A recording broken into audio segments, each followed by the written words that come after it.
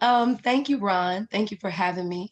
Thank you for having me twice, really, because like you said, you had me first in your journal, and now you're having me here as a performer, and I appreciate that. One of the things that is really interesting as a writer for me personally is what it is like to live on both the page and the stage, and what it's like to jump back and forth between the two, and to see if my work can hold the same weight that it does on stage that it could on paper, and vice versa. And really the difference is for me is just form and craft. What lessons you are paying attention to from your heroes that have already been published, that have already paved the way, like you have done with decades of work here. So it's like you pay attention to what works, you pay attention to the rules, and you see where you can bend them, and you figure out what's innovative and what's interesting, and you keep the past, but you continue to add on to it when you're on the page. And for the stage, as far as I'm concerned, it's so emotional based. It's sometimes everything I wish I could do with my page poems. Sometimes I wish, like we all do when we get these rejection letters, that sometimes we could have a conversation with the editor. And I'm often thinking to myself, like, maybe if you heard me, maybe you just didn't hear it, you don't understand. And obviously, it's preference. And I'm 30 now, and I've been submitting to journals and things for so long that I finally realized that, sometimes your poems are just not good for that space, and that's okay too. But for a while, I was like, it's because they can't hear it. And I do still think it's a very big difference in hearing someone's work and seeing the expressions on their face, and actually living in that moment with them and that art that is important. I also want to thank Heather for being the moderator this evening. I really appreciate that. I love having someone that I can look forward to having a conversation with. I already want to ask you about your titles. I love the titles of all your books. I think they were fantastic. I was like, what? This is Bears and Ballads. This is a poem. I feel like I need to be at a workshop right now. I'm so excited to discuss anything with someone who obviously has such a creative mind.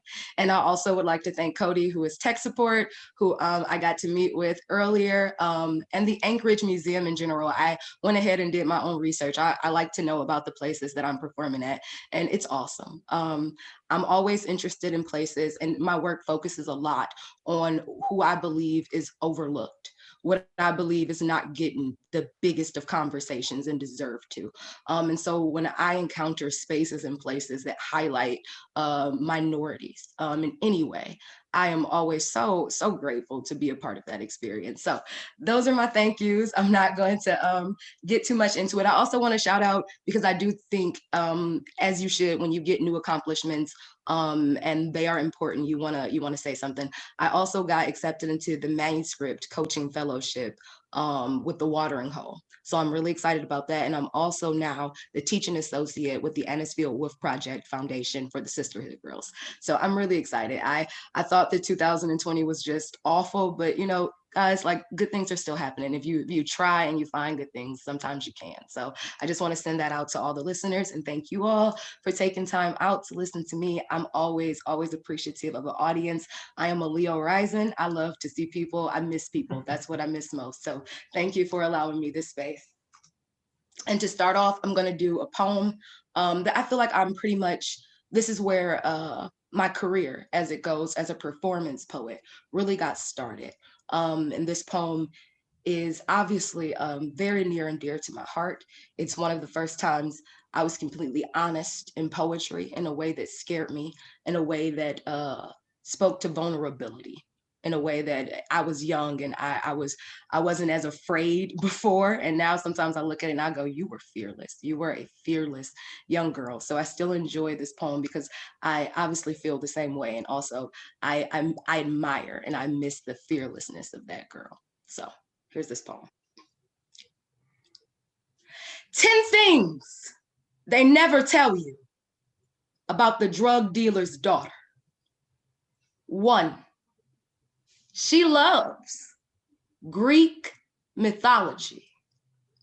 And by the time she is finally old enough to learn to love anything more than herself, he's already dead.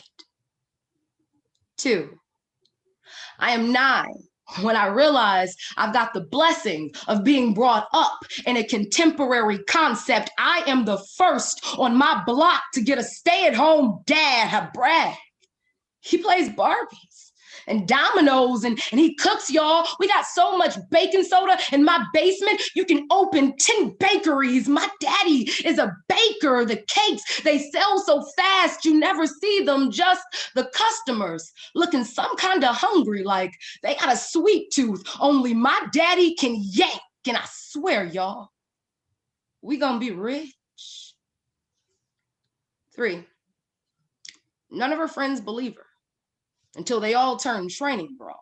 And things start disappearing and reappearing in her house. First, Tanya's television set, her older brother's attention, then Danielle's 4-fingered ring, and her father's retirement fund. Finally, it is Brittany's whole mother.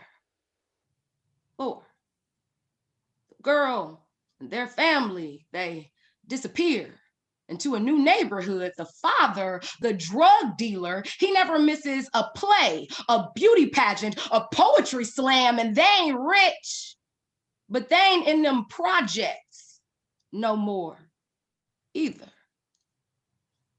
5, by the time I realize what we are, it's already too late. We are an urban novel you will skim over at Walmart, a 4-minute smirk on Fox 8's face. What would occur if Spike Lee and Quentin Tarantino made a film under Eazy-E's direction? The question Black America asks itself every Sunday. I am a bakery with nothing sweet left in it. 6, my father is killed. My father is shot point blank range in the back of his left ear one night, but y'all probably knew this was going to happen. I mean, standing on stage makes me feel better, makes this less magic, more real, makes this poem less 10 things you didn't know about Siaara Freeman, and now it's not about a cliche you can click your fucking teeth at 7. Some nights I put on my father's chalk outline and I teach it how to walk. My face is a haunted house my mother screams at from habit, not fear. Most days I am an alley in Cleveland, Ohio that no one will enter alone. 8, he is found with no jewelry, just his pocket watch. My baby teeth are snuggled inside. After the autopsy, they are returned to me, chipped. 9, I disappear into my old neighborhood. I got an itch the suburbs ain't got nails for. I find Danielle. I asked her if she inherited she asked me, did I inherit any of my daddy's magic? I shake my head. She abracadabra something into her arm and says, you know, the drug dealer is supposed to die, right? 10, I know the stories. I know magic can turn men into myths, that the hood can make any Black man a monster, and that Zeus made an exit wound big enough for his daughter to walk out of fully armored. And Athena, unlike most goddesses, well, she finally learned to love something more than herself. Thank you. So that is that poem. I get choked up about that poem from time to time during certain times of year. This is one of those times of year. My father's birthday is on the 21st of this month. And I really debated for a minute on whether I was going to do these poems, but I always want to challenge myself to make sure, just as again on the idea of being a writer on stage and being a performance poet, I want to see what I feel like is necessary to share, and if I can challenge myself to do it and do it authentically, and even when it's not like something fun or when I don't feel like the pressure is on. And so I challenge myself often with my writing in general, and I also try to challenge myself with my performance. So yeah, that is why I chose to do these poems during this time of year, when I typically stay away from it during this time of year, his birthday, and then in April when he was murdered. I typically stay away from poems about him, but I want to challenge myself. So here we go. This poem is titled, Once You Know What Your Father's Brain Looks Like. Outside of his skull, you understand life better than other 16-year-olds. Once you ask about open or closed caskets, you are essentially at least 30. You have time to develop an ulcer, You have already graduated high school 250,000 times. You know exactly what love is now, and you are suddenly uninterested. When the coroner asks your age, you don't remember your birthday. It's in 2 weeks. You tell him you're not sure, but you know every second you are getting closer to your father. You remember your grade. The room reminds you of dissection. 3 weeks ago, you squirmed at the fetal pig's corpse. You had to be excused from class. I'm a junior, you say. Your hands are steady as he pulls the sheet back. He wants to know if you are ready. You yank what is left of your father into view. He explains how the bullet entered his skull. You repeat him.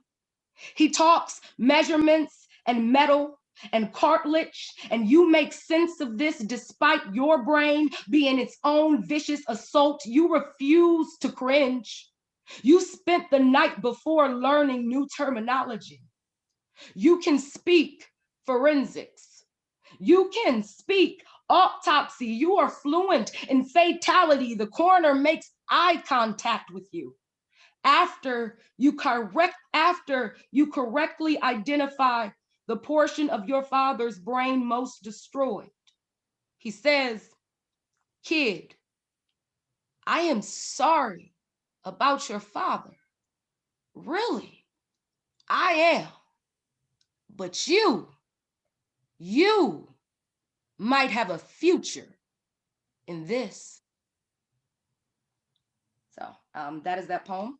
Um, I had to view my father's body, and that was a tough thing. And then that conversation with the coroner was also like a really tough conversation. It was a trauma that I'm still unpacking with my therapist to this day. And I often think how much the guy meant well, but I also think about how much that set with me, just that comment, that idea that death would be something that I would have to get used to.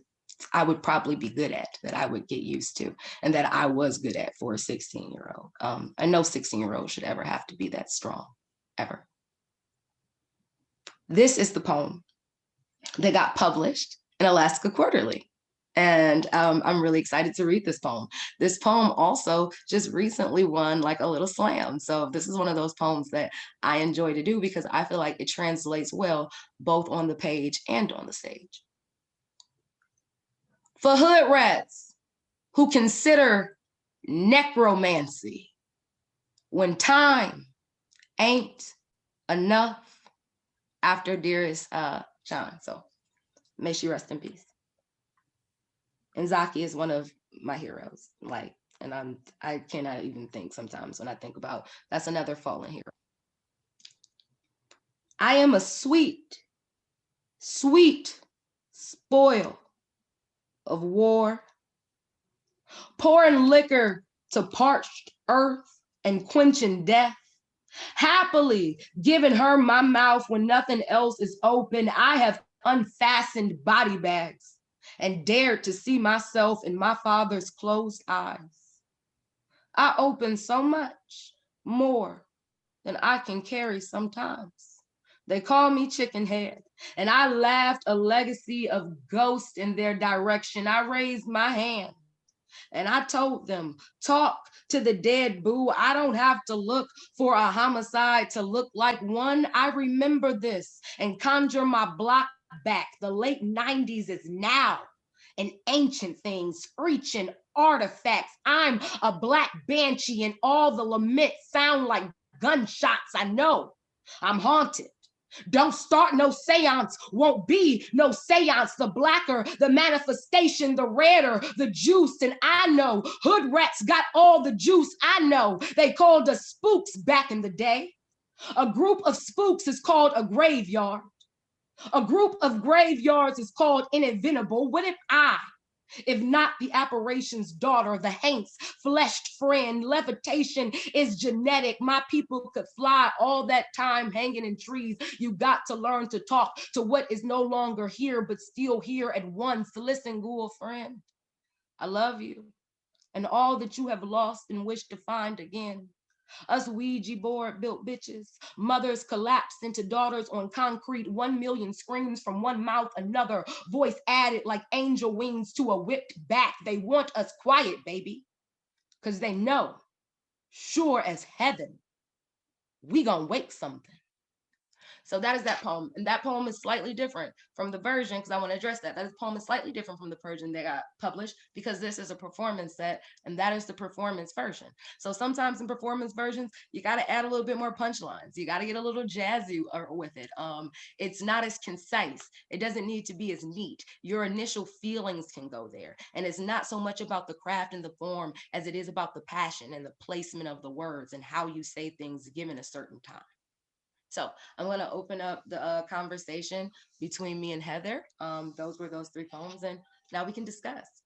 Siaara, that was just, my heart is right where you are. And I there was some kind of planned questions, but in listening to you, what I would like to hear from you, to know a little bit more, is about grief and how that translates into your poem, and the idea versus sort of personal grief, but then, the overall sort of sense of institutional trauma. There's a double thing going on here, and I wonder if you could talk about that a little.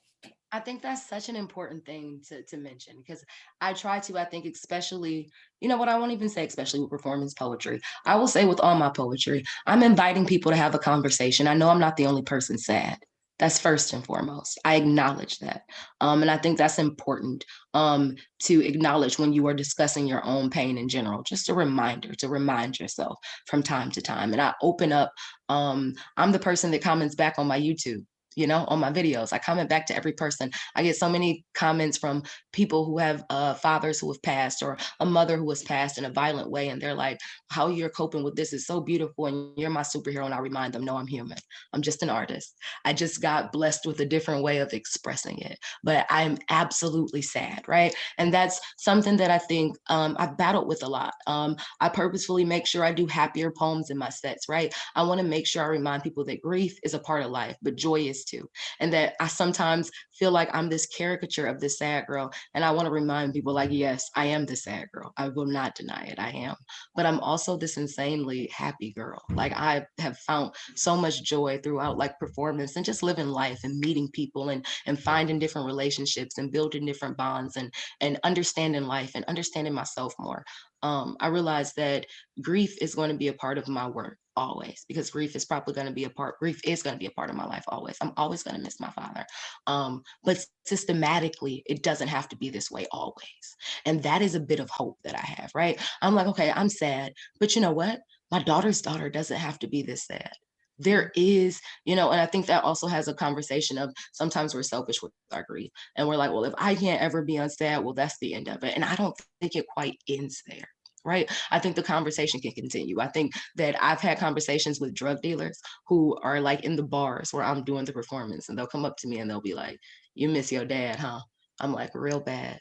They're like, you probably would have preferred him be here watching you in the audience than you having like some money, huh? I'm like, yeah, I definitely would have probably preferred that 100%. And they would be like, I have a daughter. I probably should like slow down my life, huh? And I'm like, yeah. And like, do I think I'm a superhero? No. Do I think I'm saving lives? Absolutely not. But do I think I'm changing things and making bigger conversations accessible to the people who deserve to have them? Yes. And for that, I'm proud of myself. And I know he would be too. I know he would feel like I died and my daughter's doing something with this, period. Sometimes I think for people who I'm not a poet, but writers, and you were talking about the form versus writing it versus performing it, and how you had to change a few words. But what I'm wondering about is, when you're writing something, you get it out on the paper. It's very private. It's like a private catharsis. And you talked about that, being so brave. For many people, it's brave enough to write a poem like The Drug Dealer's Daughter. But then to keep performing it all these years, does it help, or does it bring it right back? I mean, that's a great, you know what? I think people have asked me so many questions. No one's ever been nice enough to ask me that.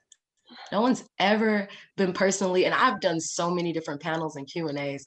No one has ever not once asked me, Thank you, Heather. No one's ever been that concerned about my mental health. No one's like, so are you rescabbing yourself or are you healing yourself? And the conversation is, I do think I'm healing myself. And I think a big part of that is what I referenced earlier is that I'm big on people. I'm big on connections. I'm big on that. So I feel like when I'm that vulnerable, I inspire other people to be that same level of vulnerability. And I think a more vulnerable, softer, kinder world is what we all need. One. I also feel like with that type of vulnerability, I wrote the poem. I meant the poem. I'm gonna mean this poem forever. But at the same time, there are poems about him that hurt me worse. There are bigger things. When I was a younger girl, that's what I could conceptualize, was like, he's dead and people say these mean things and it's unfair. And I want to widen the conversation and talk about systematic racism and explain how we characterize people as one thing and we don't acknowledge that people are multi-layered and multifaceted. I wanted to address all of that. But now I'm also addressing deeper things like, yeah, but like, he had a kid and I was that kid and maybe you should have been a little bit more thoughtful. Like, I am starting to unpack different things. So it's like, there are poems that hurt me more. Now, am I out here doing those poems yet? No. No, I'm not. I know, I think I have gotten to a space where I can decide how brave I am. And when I was younger, I was just dead set on being fearless. And I was madder at the world. I had more to prove. I have less to prove at 30. I feel like I've proved quite a bit. And I can slow down on my road to proving things and I can just create art that I'm proud of.